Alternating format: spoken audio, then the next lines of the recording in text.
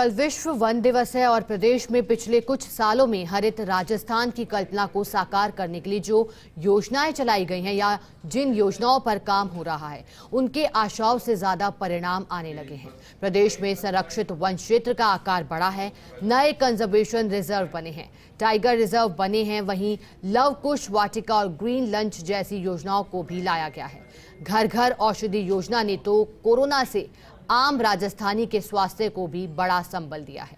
विश्व वन दिवस के मौके पर ब्यूरो चीफ निर्मल तिवारी ने की PCCF HoFF doctor DN Pande से खास बातचीत। आप भी जरा देखिए। कल विश्व वन दिवस है और राजस्थान में विपरीत भौगोलिक परिस्थितियों के बावजूद वनीकरण की प्रक्रिया में तेजी आई है। वन और वन्यजीव संरक्षण के कामों में तेजी आई है और जिस तरह से वनों का विस्तार हो रहा है उससे लगता है कि मध्य प्रदेश बहुत तेजी से हरित राजस्थान की जो परिकल्पना है उसको साकार करने में लगा है। और ये तमाम जो प्रक्रियाएं हैं, जिस एक शख्स ने इसमें सबसे ज़्यादा अपनी मेहनत दिखाई है वो हैं डॉक्टर दीप नारायण पांडे। आप पीसीसीएफ हॉफ डॉक्टर दीप नारायण पांडे साहब, आपको सीधे तौर पर पहले तो बधाई, शुभकामनाएं। जिस तरह से तमाम जो प्रक्रियाएं राजस्थान के अंदर चल रही है वनीकरण को लेकर के, किस रूप में देखते हैं और कौन कौन सी ऐसी योजनाएं जिनको हाथ में लिया गया है हरित राजस्थान की परिकल्पना को साकार करने के लिए?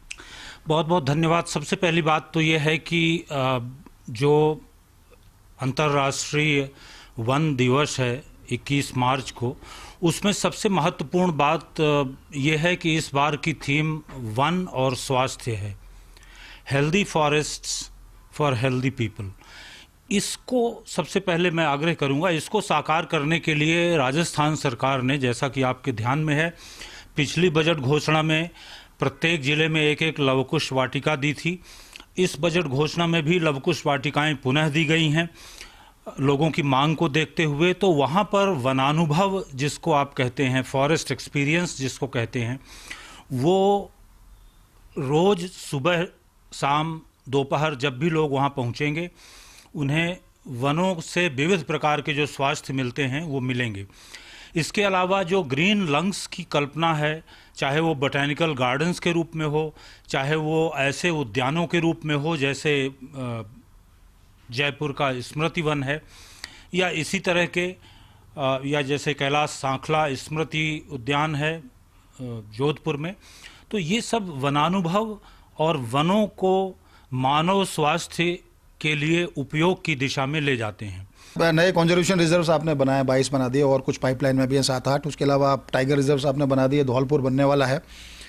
क्या जो नई वन नीति आई थी उसके अंदर एक तो आपकी एक बड़ी अच्छी योजना है कि ट्री आउटसाइड द फॉरेस्ट इन राजस्थान, एक योजना लेकर के आए, उसको किस तरह से एग्जीक्यूट करेंगे ताकि वनों का विस्तार हो, और वन क्षेत्र विस्तार के लिए इसमें क्या लक्ष्य रखे गए हैं?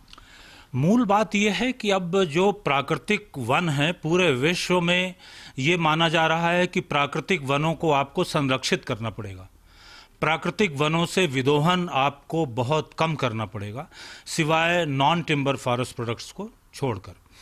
तो बहुत स्वाभाविक है कि जो एग्रीकल्चर लैंड में जो ट्रीज उग रहे हैं या जिसे आप एग्रो फॉरेस्ट्री कहते हैं, वो एग्रो फॉरेस्ट्री ही अब प्रोडक्शन फॉरेस्ट्री हो रही है। उदाहरण के लिए अगर आप राजस्थान की बात करें तो 80% लकड़ी आज वनों के बाहर से आ रही है।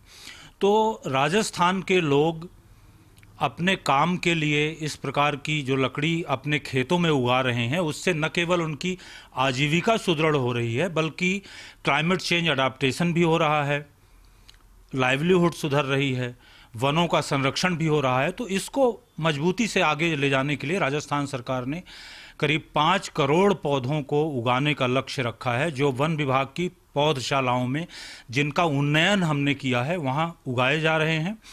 और शहरों में, गांवों में, स्थानीय निकायों को, आम लोगों को, संस्थानों को, सबको इन 5 करोड़ पौधों में से पौधे बांटे जाएंगे।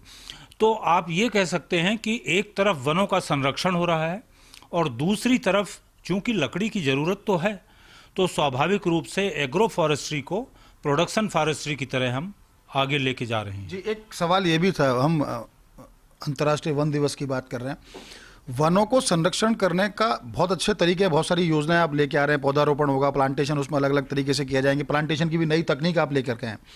लेकिन वनों को संरक्षण करने का एक दूसरा उपाय ये भी है कि वन भूमि पर जितना अतिक्रमण हो रहा है उसको हटाया जाए, वहाँ पर जो अवैध खनन की स्थिति है उसको उससे मुक्त किया जाए, अवैध कटान, अवैध छंगाई, जो भी इन सबको लेकर के किस तरह की कोई प्रक्रिया अपनाई है या कोई टीमें आपने बनाई है जिसको लेकर के इस दिशा में भी काम हो रहा है? असल में ये ऐसे विषय हैं वन संरक्षण जिसमें अवैध खनन, कटान और अतिक्रमण और आग, तो कुछ ऐसा है जो मानव जनित है और कुछ ऐसा है जो प्राकृतिक है। तो इसमें समय समय पर लोग अभियान चलाने वाली एक रणनीति अपनाते थे। मुझे नहीं लगता कि वो रणनीति बहुत मजबूती से सफल होती है। नियमित प्रक्रिया के रूप में प्रत्येक वन मंडल में हम अवैध खनन को रोकते हैं, अवैध कटान को रोकते हैं, विशेष रूप से अतिक्रमण को रोकते भी हैं और खाली भी कराते हैं। आपके ध्यान में है हमारे लोगों को बड़ी हानि होती है, उनके साथ मारपीट होती है, तो पुलिस प्रशासन के साथ इसमें हमारी कई रणनीतियां हैं।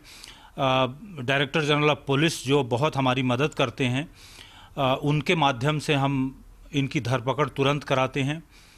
इसके अलावा जो हमारी अपनी वर्क फोर्स है उनके प्रमोशन के लिए पूरा इंतज़ाम किया गया है। राज्य सरकार ने अब 2 वर्ष का अनुभव में छूट हमें दी है।